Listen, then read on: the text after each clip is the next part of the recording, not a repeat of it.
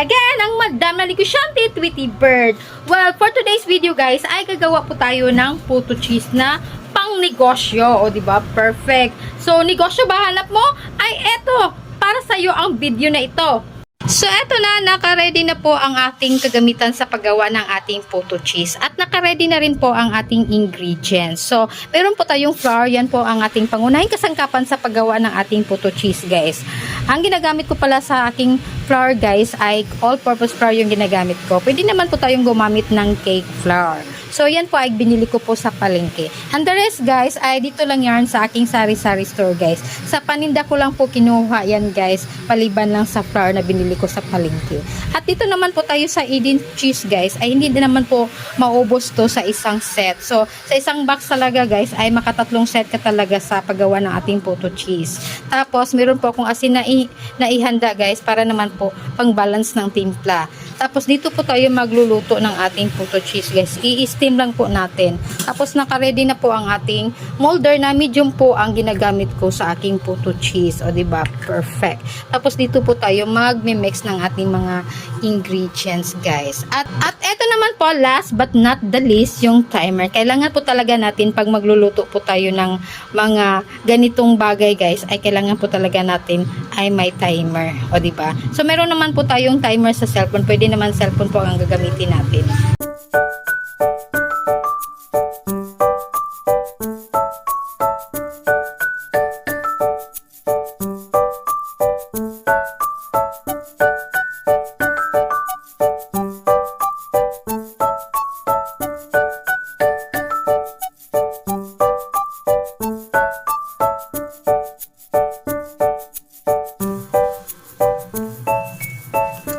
Sa margarine po natin, guys, ilagay po natin yan sa mangkok, tapos lagyan po natin ng kaunting mainit na tubig.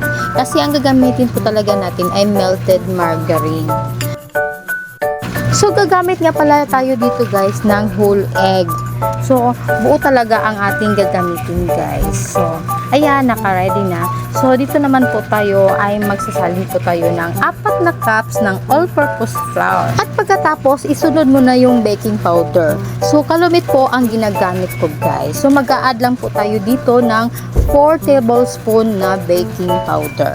So, 4 po nga tablespoon po ang ilalagay po. At pagkatapos, guys, is-set aside muna natin yan. So, dito po tayo sa liquid. So, mag-a-add lang po tayo ng 4 cups of water. So, 4 na water po ang ilalagay po natin. So, 4 na cups. So, at pagkatapos naman po na mailagay na po ang ating 4 na cups na water, ay mag-a-add na po dito tayo ng 1½ na sugar. So, white sugar po ang ginagamit po sa pagpuputo cheese. So, ito ay 1 cup at isunod na po natin yung kalahating cup. So, medyo maliit na siya. At pagkatapos, ilagay na po natin yung 1 pack na 33 grams na birch tree at isunod na po natin yung 1 teaspoon na asin. Sinadya ko talagang binukod ang mga ito, guys, para naman sa ganun ay maihalo ko ng maigi yung asukal at saka yung asin. Para naman sa ganun ay iwas po tayo sa overmixing. Habang nagme-mix po tayo sa mga ingredients, guys, dapat nakasalang na po ang ating steamer at nagpapakulo na po tayo sa mahinang apoy. So, ayan na, guys, melted na ang ating margarine dahil sa mainit na tubig po na ating nilagay kanina sa mangkok. At pwede na po natin tong isalin sa ating egg bago po natin isalin sa ating liquid mixture kaninang ginawa po natin. So, ayan, nagiging kulay dilaw na po siya dahil sa itlog at saka sa margarine. At ito na, sinalang na po natin ang ating dry ingredients. So, dapat po nakasala po ang ating dry ingredients para hindi po natin masali yung mga pamumuo sa ating all-purpose flour. So, eto na ang pinaka-exciting part, guys. Ito talaga ang pinakamahirap sa parte ng ating puto cheese. Kasi bawal po talaga tayo ma-overmix yung ating puto cheese. Para naman sa ganun, magiging perfect talaga. Kailangan isala mo na talaga ang ating mixture, guys, kahit meron pa talagang natitirang pamumuo sa ating pag-mix sa ating all-purpose flour. Kasi mamaya, pag isala po talaga natin yan clearly, at makuha na po natin yung consistency ng ating photo mixture. So eto na guys, ang tamang mixture sa ating photo cheese guys. Pag ganito na talagang hitsura niya at ma-achieve mo talaga ang consistency ng ating mixture sa ating photo cheese, ay eto na, perfect na talaga yan. Ang molder nga pala nga ang ginagamit ko guys ay medium. So eto na, magtatakal na po tayo. So gagamit lang po tayo ng cup. So ito po yung kulay dilaw guys, ay nagsusukat po ito ng 1.5 tablespoon po. So, tamang sukat lang po. Para naman sa ganun, magiging pantay po talaga ang lahat ng sizes ng inyong photo cheese, guys. Sa akin naman, guys, ay sinabay ko na po ang ating cheese sa ating pagluluto. At eto, lulutuin na po natin sa 10 minuto. So, 10 minutes lang talaga bago po maluluto po ang ating photo cheese, guys. So, habang po naghihintay po tayo sa ating first batch, 2 minutes bago maluto po ang ating first batch, ay dapat nakalagay ka na sa photo molder ng photo mixture guys, para naman sa ganun maluto na yung ating first batch, ay naka-ready na po ang ating pangalawang batch. So kailangan talaga 2 minutes before maluto yung first batch, or before maluto yung sinalag mo, ay naka-ready na po ang iyong photo mixture sa photo molder. O diba, perfect. So ayan na guys, hinango ko na po ang first batch para isa lang na naman po ang ating second batch. So ganun lang po talaga kasimple guys. So yung hinango po nating photo guys, ay papalamigin muna natin ng 5 minutes bago po natin i-unmold po sa kanyang molder, para naman sa ganun guys ay magiging perfect talaga ang kanyang texture at saka yung quality ng ating photo cheese guys. So ganun lang talaga kasimple. So eto na, hahanguin na po natin after 5 minutes. So ito na po ang ating itsura sa ating photo cheese. O napaka clean at smooth talaga tingnan guys, at perfect na perfect talaga ang ating photo cheese. So ganun lang talaga kasimple guys. So pasensya na kung hindi po naihango ko lahat ng ating mga photo cheese guys, kasi hindi po kasi kalakihan yung aking steamer guys. Ay bumili lang naman po ako ng kasya lang po sa aking dapat lulutuin guys. Bali double purpose kasi itong aking steamer guys. Pwede to sa pang personal o kaya sa pang business.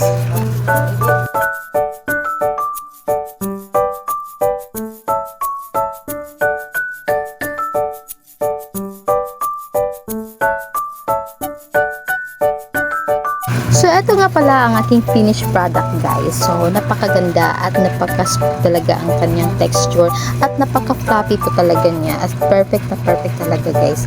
At sarap talagang nguyain guys. Hindi po talaga nakakabilaok sa ating lalamunan. O diba? Sa mga naghahanap ng extra income or nagpaplano ng magbi-business, ay i-try nyo po ang aking photo cheese guys. Ay napakasimple lang talagang gawin. Sa maliit na puhunan guys, pwede na po kayong makapagsimula ng sarili mong business. Ang puhunan nga pala dito guys ay 100 mahigit lang guys. So ang kikitain mo talaga dito guys ay katumbas din sa puhunan mo. So saan ka pa guys na madali lang talagang gawin at madali lang talaga itong ibenta. Sa all-purpose flour nga pala guys, sa 1 kilo ay kalahati lang talaga ang magagamit mo. So nagko-costing po ako sa all-purpose flour ng 27. Tapos sa cheese naman guys ay 3 set po ang magagawa natin sa isang box. So nagko-cost po ako dito ng 20 pesos. So yan po talaga ang total po ng ating ingredients guys. 117 pesos talaga ang magagamit po sa ating photo cheese. So ayan na guys, malapit na po tayong matapos at naibilan ko talaga siya sa 57 pieces. So ang benta ko nga pala dito guys ay 7 pesos. So pwede ko itong ibenta na 3.20. So kadalasan talaga makabili dito sa ating mga suki guys ay 3.20 talaga.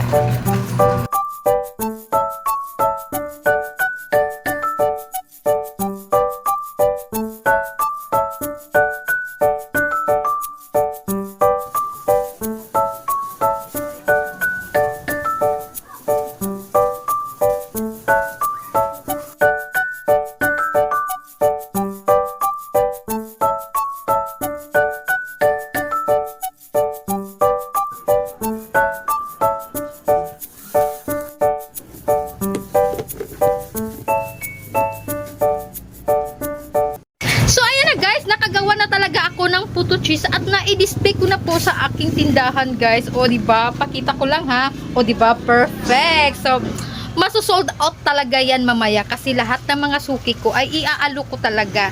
At ito naman yung aking munchkin nga ginawa ko kaninang umaga, di ba? Perfect. At saka yung aking pastillas kaunti na lang. Puto cheese talaga, guys, ay iaalo ko talaga yan sa lahat ng aking mga suki. At ipalantaran ko talaga yan na ako talaga ang gumawa. At special yan, o di ba? Perfect. Masosold out talaga yan. There's nothing to worry, guys, na alam nyo ba, guys, na hindi po talaga mahirap sa akin ang magbenta kasi noon pa lang ay marunong na talaga ako mag-sell stock. Kaya hindi po talaga mahirap sa akin na mag-sell stock, guys. Kaya alam na alam ko talaga na mauubos yan sa gabing ito. Kasi alam nyo ba, guys, na sa gabi talaga umaatake yung aking mga customers. Para talaga yung mga wakwak ko, di ba? Perfect! So, titikman po natin para naman po sa kaalaman po ng lahat kung gaano po kasarap ang aking puto cheese. Kasi para naman malaman nyo kung gano'n pa kapit.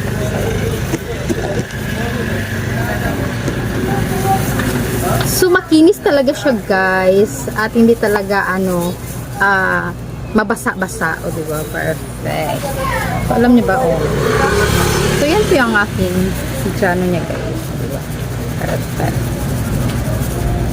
Okay. Masarap, guys.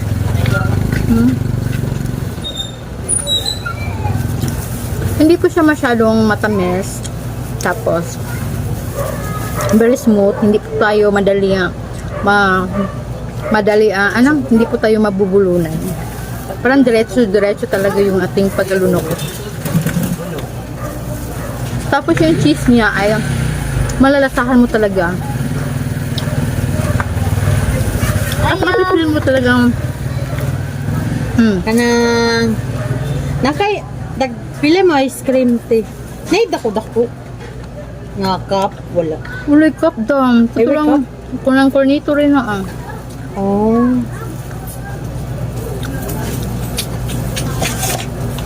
Itong cup inyo, ha? Para dako ba? Lagi. Dam, bisig.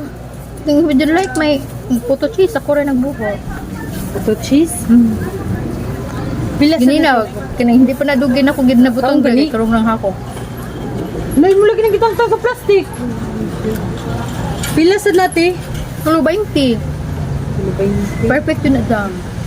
Hindi ka unang ngayon ako. 20. Ano lang ko Balik Tagpilang ice cream te. Aw. Wa man di kay cup no. Tagpila ding cornito. Kuan, tag 24. 24. Kada na lang. Usa og kon na ba Di pa apil ko ni. Naalagi dito, taga ni kag usa. Usog nudo sum ko unsa sa ono. Nakasta.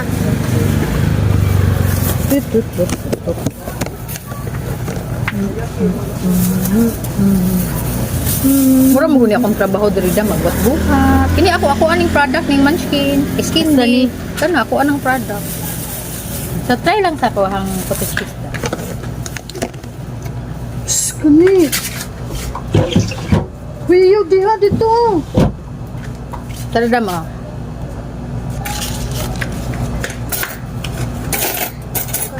Lobang noon. Kani. Tara sa play dam oh. Ari usa ka na lo. Tamat dam.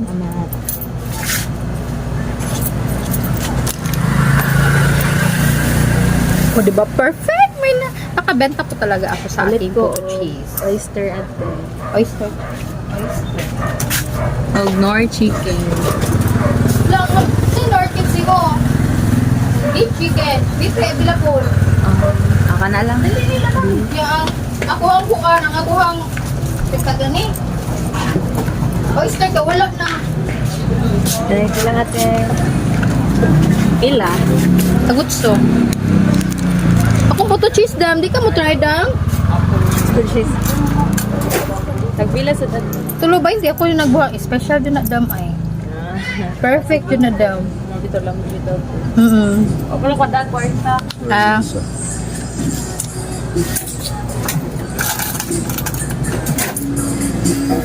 Bigyan ng sukli ay. Sige.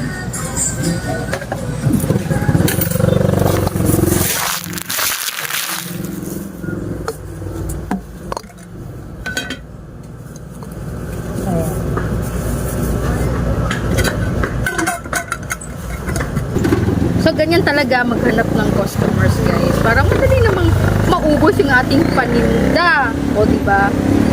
So, madali lang to. Hindi to abutan ng bukas, guys. Mauubos talaga yan. Hindi talaga pwede na hindi mabebenta yan. Kasi gagawan ko talaga ng paraan yan na mabenta yan. O, diba? Perfect! So, sige. Pagbibigyan ko talaga kayo, guys, ha. Maghanap po tayo ng taster. Para naman sa ganun. Hindi ko kasi pinataste yung suki ko, nakahiya naman. Inalok ko pa tapos ipataste ko pa, di ba? So maghanap po tayo ng taster na kumbaga hindi bumibili. Ipa-tasting po natin.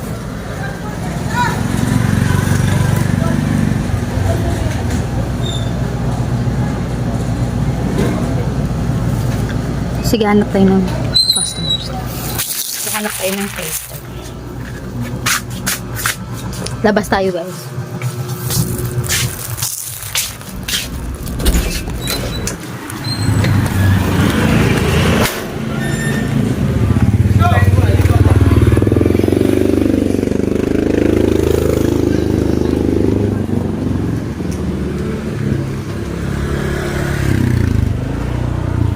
Asa tong kon?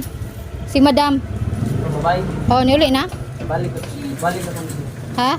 Balik na kami. Mabalik siya? Oh, mali ulit. Wala lang. I have something to ask her. Something to... Okay ka na lang. Come here. I need you. Ay, hindi pwede. Wala kang damit. Nag-vlog manggug ko. And then, I need person dressed properly. So, you're not wearing dress. Babot ka sa mga. Nagpabot ka. So, Nagawa mo tagsinina. okay. Another someone. I'm looking another someone. Kato na ta si ate kay para ako hang makuan. So ito nga pala yung ating store, guys. O, diba? Okay. So naka-gloves pa po ako. Sige, kuan pag sanina, pag dressed.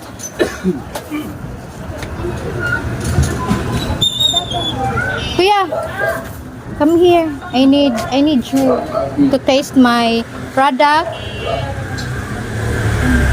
Oh. So kailangan ko ng taster. So pa-testing ko kung ano yung mako-comment mo sa aking produkto. So ikaw po yung napili ko. So musod ko ha. Patistingon ka na po.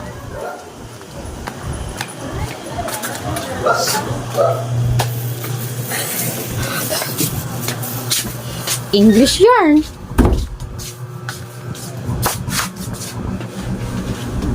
Sa part na ito, guys, ay nainis talaga ako kasi hindi ko pala na-on yung camera ko sa aking mga tester, guys. Kaya ayun, hindi ko talaga napakita ang video. At pasensya na po kayo sa hindi ko pagkuha ng video sa kanila, guys. Naghugas po kasi ako ng plato, guys, sa pagkaakala ko na kompleto na po ang aking video.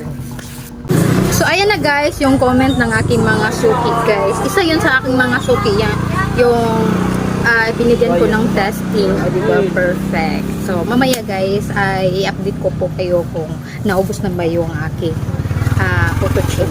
So, 3 lang po ang binigay ko, tapos nag-taste po ako ng isa. So, tama na yun para sa akin, kasi wala na po akong kikitain. Ay, daw, 20. Ay, wala ako 20. Sold out. So, sa part na ito, guys, may batang nakatingin, guys. Kaya pinapaalis ko kasi madidistract talaga ako pag mayroong nakatingin sa akin. Siguro naaliw siguro siya sa kadaldalan ko. So, ayun na, guys, dito na po nagtatapos ang aking video at sana po ay nagustuhan niyo po ang video pong ito at sana po ay may natutunan po kayo sa araw na ito. At kung ikaw ay bago ka pa lang sa aking channel, don't forget to click the subscribe button and hit the notification bell para lagi po kayong updated sa mga videos na aking ina-upload. That's it. Thank you. Thank you for watching. Bye-bye.